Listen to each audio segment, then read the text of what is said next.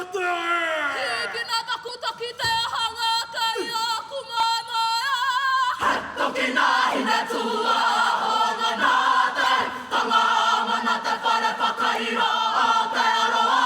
Matarua mamamaru oteto.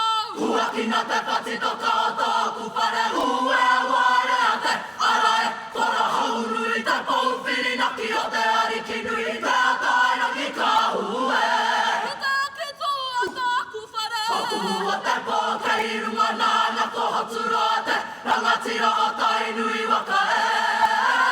Kau ki kāwhia mōna, Hawaii nui ki, kai Hawaii tiki utate. Ko mao taku manu wairua e, ko korotangi e. Hoko hoko tuana te kahu. Ki runga o tirongi a he, whakaruru hau mō pakura e. Paua uenuka, ki ngaro hinga launa kāka kura kawai katohana pauna mue.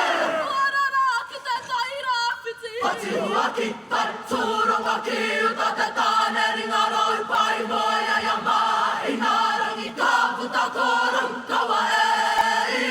Nā rau kawa kōrere ahu, nā rere ahu kōmani a poto te pouti aki o tōku whare.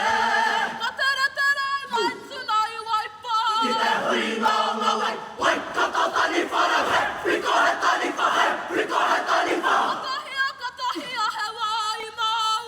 Rere ana tōku awa koi ora ki tau piri te maungai, here a ai te motu ki te kīgitanga hei, pupuru i te whenua hei, puru i te toto hei, pupuru i te mana Māori motu hake e.